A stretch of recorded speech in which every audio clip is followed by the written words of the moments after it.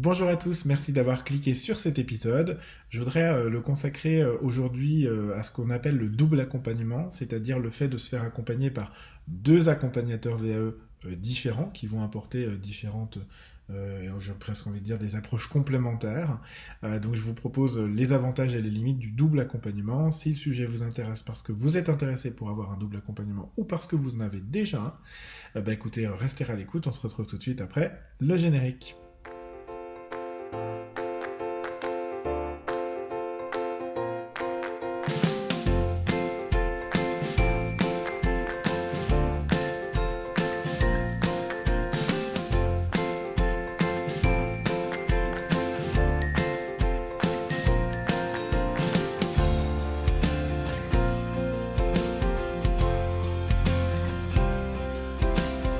Bienvenue dans ce nouvel épisode consacré au double accompagnement VAE. Je suis Julien Accard.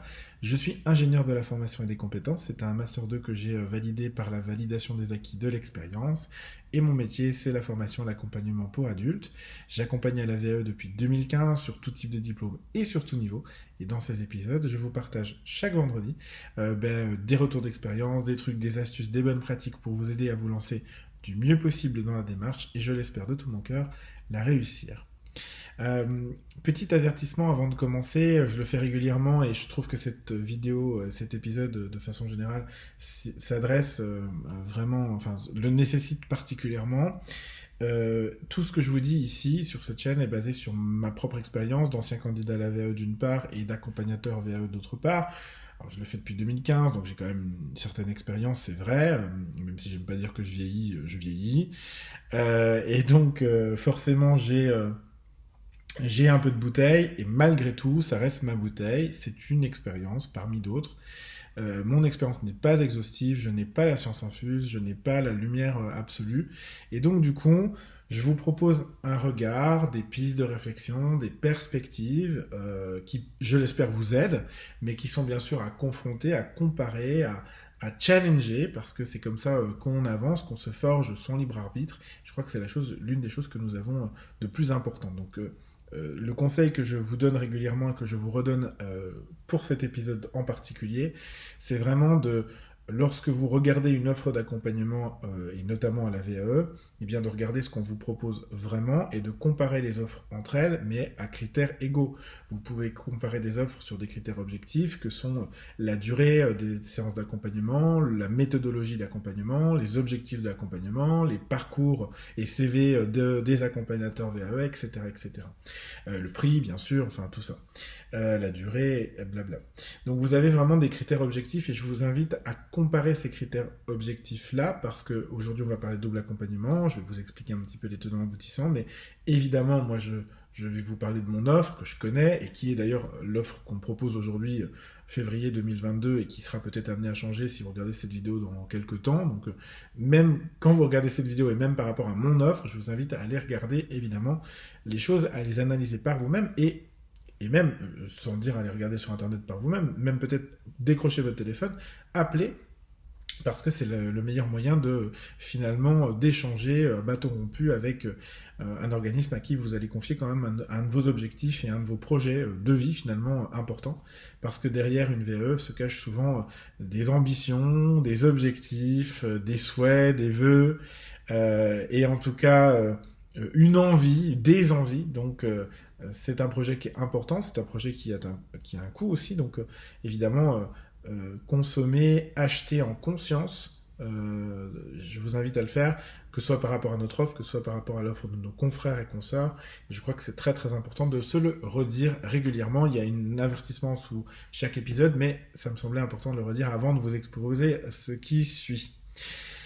Donc le double accompagnement, qu'est-ce que c'est? Peut-être pour commencer réellement dans cette vidéo, c'est le fait de bénéficier en simultané de deux accompagnements VAE. Il y a souvent une espèce de répartition entre un accompagnement d'un certificateur, donc par exemple ça va être le dispositif académique de validation des acquis, le DAVA pour les diplômes d'éducation nationale, les universités pour tout ce qui est licence, master, doctorat éventuellement, etc., etc. Donc vraiment des accompagnements VAE au sein des certificateurs. Et ça c'est important que vous l'ayez en tête parce que du coup l'approche n'est pas tout à fait la même en fonction d'où vient l'accompagnement. Et puis il y a un deuxième type d'accompagnement qui est l'accompagnement privé, dont nous faisons partie au titre de plein d'autres organismes d'accompagnement à la VE en France, et qui du coup sont plutôt spécialisés sur la méthodologie et l'accompagnement VE en tant que tel. Là c'est du privé. Et donc souvent en double accompagnement, c'est la plupart du temps, c'est pas exhaustif mais la plupart du temps, c'est à la fois un accompagnement par le certificateur et en même temps un accompagnement par une entreprise privée, un cabinet comme le nôtre. Et le double accompagnement va se faire en parallèle de votre projet VE, évidemment, même si les rythmes peuvent être différents. On en reparlera aussi dans peut-être les points de vigilance à avoir. Donc, je vais vous proposer d'abord de vous parler des points forts de chacune des deux approches. Et puis ensuite, je vous expliquerai pourquoi l'accompagnement peut être fait pour vous. En tout cas, quelles conditions il faut réunir si vous voulez l'envisager. Alors, l'avantage de l'accompagnement par le certificateur, c'est que évidemment, il y a une bonne connaissance des attentes du jury. Souvent, d'ailleurs, les personnes qui ont parfois accompagné à la VAE participent au jury, avec ou sans voix délibérative. Mais c'était le cas, moi, quand je me suis fait accompagner par mon université pour mon diplôme.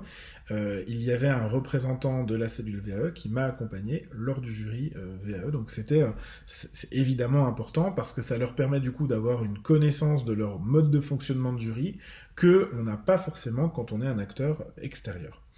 L'autre gros point fort, c'est que vous avez souvent affaire, dans vos accompagnements, à un expert du diplôme. Alors, pas sur l'ensemble de l'accompagnement, parfois sur l'ensemble, parfois sur une partie de l'accompagnement, mais ça peut être un directeur scientifique de diplôme, un professeur, un enseignant-chercheur, peu importe, voilà, qui vous accompagne, notamment en université, ça se fait beaucoup. Et du coup, ça peut vous donner aussi des pistes qui sont, à mon sens, intéressantes, pour que vous puissiez derrière bénéficier d'un regard théorique, j'ai envie de dire, d'une approche théorique, d'une vérification du fond finalement de votre dossier. Ça a été le cas pour mon propre accompagnement, puisque c'était le directeur scientifique de mon diplôme qui me supervisait. J'ai eu deux ou trois séances avec lui, et donc il me faisait des retours du coup sur le fond, au-delà de la forme, qui était plutôt du ressort de mon accompagnatrice méthodologique. Voilà. Un autre gros point fort, c'est que les accompagnateurs des certificateurs proposent très souvent des ateliers collectifs. Donc du coup, ça vous permet de découvrir d'autres approches, d'autres diplômes, d'autres façons de faire, ça nourrit votre réflexion. Le petit point de vigilance, c'est que si vous avez des questions personnelles, elles se traitent que en individuel, donc des fois c'est un peu frustrant et il faut aussi savoir oser parler en public, poser la question, prendre la parole pour exposer une problématique qui du coup peut d'ailleurs intéresser le groupe. Et puis ça, et c'est aussi à mon sens un point fort, c'est que vous l'aurez compris, il y a parfois plusieurs intervenants. Donc, en l'occurrence, moi, sur mon accompagnement par l'université, j'avais une accompagnatrice méthodologique et puis le professeur référent du diplôme. Donc voilà, ça peut être utile aussi d'avoir différentes approches parce qu'elles vont venir se compléter. Finalement, c'est un double accompagnement dans l'accompagnement du certificateur. Maintenant, les points forts vraiment de l'accompagnement privé, comme nous on le propose au cabinet, c'est d'abord un accompagnement qui est ultra personnalisé. Je ne pense pas qu'on puisse faire plus personnalisé que ça, parce qu'on va s'adapter à tout. D'abord au fond, c'est-à-dire quelles sont vos difficultés, vos points de blocage, est-ce que vous êtes plutôt en détresse, en détresse, c'est peut-être un peu fort, pardon, mais en tout cas en difficulté sur le plan détaillé, la méthodologie, le niveau de détail qu'il faut indiquer, si vous êtes trop dans l'aspect stratégique ou au contraire trop dans l'aspect opérationnel, etc., etc. Donc nous, on va vous aider sur le fond de votre dossier, on va aussi vous aider sur la forme, que ce soit l'accompagnement, la méthodologie, comme on rédige un dossier VAE évidemment, mais au-delà de ça, même la forme de l'accompagnement, les rendez-vous, leur durée, leur régularité, etc. etc. Et ça, c'est hyper important de se dire que, effectivement, je trouve, moi, avec mon retour d'expérience, qu'on est quand même bien mieux accompagné par un cabinet privé que par un accompagnateur d'un certificateur, même si je n'ai pas fait tous les certificateurs, donc je ne peux pas vous dire, mais ceux que je vois et ceux que je suis, effectivement, le niveau d'exigence n'est pas tout à fait le même, le niveau d'implication n'est pas tout à fait le même non plus. Voilà, il faut savoir, c'est pas gênant, c'est pas grave, mais c'est un vrai sujet malgré tout. Parce que dans tous les cas, on paye. Deuxième chose que nous, je pense, un de nos points forts en tant que cabinet privé, c'est que on a comment je veux dire ça, des accompagnateurs VA uniques. Donc l'avantage, c'est que vous êtes suivi du début jusqu'à la fin par la même personne. En tout cas, au moment où vous démarrez l'accompagnement VA, sauf évidemment circonstances de santé exceptionnelles, voilà, ça peut arriver aussi, mais euh, l'idée, c'est de compiler sur une même personne l'accompagnement parce que du coup, bah, déjà, vous créez une complicité, une proximité avec l'accompagnateur VAE, mais qu'au-delà de ça, bah, ça vous permet de ne pas avoir à répéter les choses, de ne pas avoir à redire à chaque fois où vous en êtes, tout ça. Et donc, c'est intéressant d'avoir affaire à quelqu'un qui est unique, mais qui est aussi dans le métier, c'est l'accompagnement et non pas l'accompagnement théorique, parce que vous êtes censé avoir la théorie en tant que, enfin, pardon, l'aspect métier en tant que candidat, je vais dire ça comme ça. Il y a un électrotechnicien, il n'a pas besoin que son accompagnateur VAE lui dise, mais ça, c'est pas comme ça qu'on branche des fils. Ce que un électrotechnicien souhaite quand il vient nous chercher, nous, c'est un expert de la méthodologie VAE. Donc, comment on fait un dossier, comment on se présente devant un jury, comment on répond aux questions du jury, etc., etc. Et donc, derrière, c'est important de vous dire, moi, en tant que candidat, je suis censé avoir la partie métier. Ça n'empêche pas que, évidemment, on a tous dans notre équipe des parcours différents. Voilà, on vient d'horizons différents. Moi, je viens du management, je viens de la force de vente, du développement commercial. J'ai des collègues qui viennent des métiers de l'industrie, de l'aérien. J'ai des gens qui viennent du métier de l'informatique, etc. Donc, évidemment, s'il y a des affinités de secteur, de connaissances, de domaines de compétences, bah, c'est encore mieux, mais c'est pas non plus, c'est pas comme ça qu'il faut choisir, à mon sens, son accompagnement VAE. Et parfois, même quelqu'un qui est très excellent, moi je parle d'électrotechnicien parce que j'ai déjà accompagné des BTS électrotechniques là-dessus, c'est l'exemple que je donne toujours parce que alors, je ne connais absolument rien en électricité, puis ça m'intéresse pas du tout, hein, désolé, mais chacun son truc.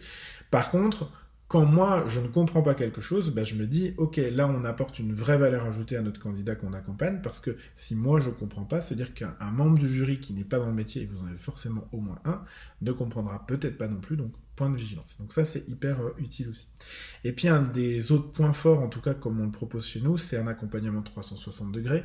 Ce que souvent les accompagnateurs de certificats, j'arrive plus à faire mes phrases, pardon, les accompagnateurs des certificateurs ne peuvent pas se permettre de proposer parce que la durée est souvent plus courte que la nôtre, eh bien, nous, on arrive à accompagner à 360. C'est-à-dire quoi? C'est-à-dire, bien sûr, on travaille sur votre VAE, mais pendant un parcours VAE de plusieurs mois, au moins plusieurs semaines, voire plusieurs mois, bah forcément qu'il va se passer des choses dans votre vie et que on va aussi pouvoir vous accompagner dans les moments de démotivation, dans les moments de découragement, dans les moments de vie un peu plus compliqués que d'autres parce qu'il se passe un événement que vous n'aviez pas anticipé. Et donc on intègre aussi des méthodes d'accompagnement et de coaching un peu plus globales, avec bien sûr l'objectif de vous faire réussir votre VAE, c'est l'objectif quand vous venez nous voir, mais on est capable aussi de faire ça, et ça c'est quelque chose qui est plus souvent le cas, à mon sens, en accompagnement privé qu'en accompagnement par les certificateurs. Excusez-moi, on a été coupé, donc je ne sais pas si au montage Sarah aura pu rejouer cette partie-là, donc je vous disais que maintenant on va passer à la synthèse du double accompagnement et vérifier pourquoi ça peut être intéressant pour vous. Alors c'est intéressant pour vous déjà si c'est une contrainte du certificateur et que le certificateur impose son accompagnement. Ça arrive encore parfois. Euh, du coup, ce que je vous propose, c'est effectivement de le prendre, c'est mieux si c'est obligatoire, et de prendre un accompagnement à côté. Donc ça peut être très, très utile effectivement pour avancer réellement dans ce qu'on vous demande. Et puis, la deuxième solution, c'est vous qu'on êtes à l'initiative parce que vous constatez qu'il peut y avoir des carences sur l'accompagnement du certificateur et que vous voulez vous donner toutes les chances de réussite. Donc ça, c'est une décision de votre part. Peu importe finalement comment vous choisissez cette utilité de double accompagnement. Moi, je constate que j'en ai quand même de plus en plus et c'est pour ça que je voulais faire une vidéo. En ce moment, je pense que j'ai à peu près 5 ou 6 candidats, je crois, qui sont en double accompagnement, donc c'est quand même pas rien. Et du coup, c'est une tendance qui se développe. Donc, voilà enfin, pourquoi je vous parle de ce sujet-là aujourd'hui. J'ai l'impression que ça se développe, donc c'était aussi l'utilité peut-être d'en parler avec ce contexte. Maintenant, tout le monde n'est pas fait pour le double accompagnement, tout le monde ne peut pas y prétendre, et ça va, à mon sens, dépendre d'au moins 3 facteurs. D'abord, il faut que vous ayez le budget, parce que forcément, un accompagnement, ça a un prix, 2 accompagnements, ça a 2 prix. Donc, il faut le budgéter. Alors, souvent, tout est pris en charge par le CPF. En tout cas, nous, sur notre partie, il n'y a aucun problème. C'est souvent le cas aussi des universités, du DAVA, il y a des prises en charge possibles. Donc, renseignez-vous.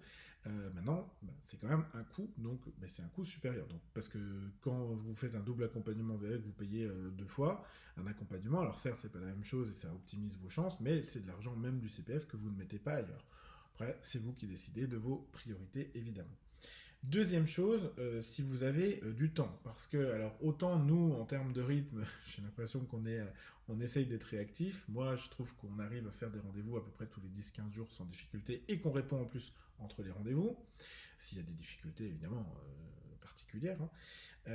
Maintenant, ce que je trouve compliqué parfois en double accompagnement, c'est que nous on avance sur nos sujets, mais que les rendez-vous certificateurs sont plus compliqués à obtenir, que des fois on a fait nous 3, 4, 5 rendez-vous, on a validé des étapes, moi j'ai déjà validé des plans détaillés, avancé sur, fini même une première mission, avant que le certificateur, l'accompagnement du certificateur ne valide la méthodologie. Donc ça peut être intéressant quand même. Alors souvent il valide d'ailleurs, mais ça peut être intéressant de vous dire qu'il faut avoir un peu de temps pour envisager un double accompagnement. Et puis dans tous les cas, de toute façon, vous êtes toujours contraint par le calendrier du certificateur, ça ne change pas que vous soyez en double ou en accompagnement simple. Et puis enfin, et là c'est plus psychologique comme caractéristique, il me semble important que vous puissiez être en capacité de gérer un double accompagnement, parce que dans un double accompagnement, vous avez des messages et des discours qui peuvent parfois être contradictoires. Et comme dans tous les métiers de conseil, il faut savoir prendre ce que vous avez à prendre, laisser ce que vous avez à laisser, et aussi trancher, parce que c'est vous qui êtes acteur de votre dossier. Et si un jour, moi je vais vous proposer, ah bah oui, tiens, fais plutôt ça comme ça, nanana, mets du gras dans ton dossier, et que le certificateur dit, ah non, non, mais nous on veut pas du tout de gras dans notre dossier, c'est un truc tout con, voilà, mais c'est pour vous donner un exemple, et du coup, c'est à vous de trancher. Est-ce que vous en mettez ou pas? Bon, moi, je vous recommande souvent de suivre l'avis du certificateur, ou alors de défendre et d'expliquer pourquoi vous avez choisi un autre avis. Là, c'est une question topographique vraiment mineure, mais sur des sujets plus lourds, plus complexes, évidemment, c'est à vous de trancher. Et c'est intéressant parce que du coup, le double accompagnement, vous entendez différents sons de cloche. Donc c'est utile, mais il faut savoir le gérer en termes de personnalité. Voilà ce que je voulais vous dire sur le double accompagnement aujourd'hui. J'espère que c'est plus clair pour vous, que ça vous aide. C'est une notion qui est vraiment pas facile à appréhender. Donc j'hésitais à faire une vidéo dessus parce que je me disais, oh là là, la VE, des fois c'est tellement compliqué. Si en plus je leur rajoute la double accompagnement. Donc vraiment, si vous avez compris, super. Si vous n'avez pas compris, c'est pas grave. Je vous invite à poser vos questions directement en commentaire et puis j'y répondrai bien sûr au fil de l'eau et quitte à refaire une vidéo s'il y a besoin, si les choses n'étaient pas claires. Le mieux est l'ennemi du bien. Je vais m'arrêter là pour aujourd'hui et puis je vous donne déjà des premiers éléments de réflexion. Le plus simple étant toujours la même chose, vous avez des rendez-vous d'exploration qui sont gratuits que vous pouvez faire, donc je vous invite à prendre rendez-vous si c'est votre cas. La période en ce moment, février 2022, c'est compliqué pour les dates et j'en suis désolé, mais on a tellement d'activités que on le subit, mais tant pis, une fois encore, le mieux est l'ennemi du bien. Je suis sûr que vous arriverez à trouver quelque chose, puis si vraiment vous ne trouvez pas en ligne, vous passez un petit coup de fil au cabinet, et puis on essaiera de vous caler dans les créneaux secrets. Les créneaux secrets qu'on garde en cas d'extrême urgence, parce qu'on en a encore quelques-uns. Voilà. Je dis, pardon, ça fait genre un peu, je dis ça, ouais, prenez rendez-vous, nanana. Non, prenez rendez-vous si vous avez besoin de prendre rendez-vous, mais en tout cas, sachez que vous avez cette possibilité-là. Parce que des fois, c'est vrai que d'échanger vraiment sur votre projet, moi je vais vous dire, là, c'est utile d'avoir un double accompagnement, là, c'est pas utile. Donc, soyons pragmatiques. Voilà ce que je voulais vous dire de mon côté. J'espère que tout va bien pour vous, que vous vous portez bien. Et ce que je vous propose, c'est qu'on se retrouve la semaine prochaine. Entre-temps, si vous avez aimé cette vidéo, n'hésitez pas à liker, partager, commenter, relayer et bien sûr vous abonner à notre chaîne et à notre podcast. J'espère que ça vous a plu, que ça vous est utile. Je vous retrouve dès vendredi prochain pour une nouvelle vidéo sur la VAE, un nouvel épisode, j'aurais dire, pardon, on est aussi en podcast, un nouvel épisode sur la VAE. Et d'ici là, je vous propose de prendre un rendez-vous, non, je rigole, de prendre soin de vous. Et j'en ai terminé parce que je tourne en rond. Donc désolé pour ça. Je vous dis à très vite. Prenez soin de vous. Je vous embrasse.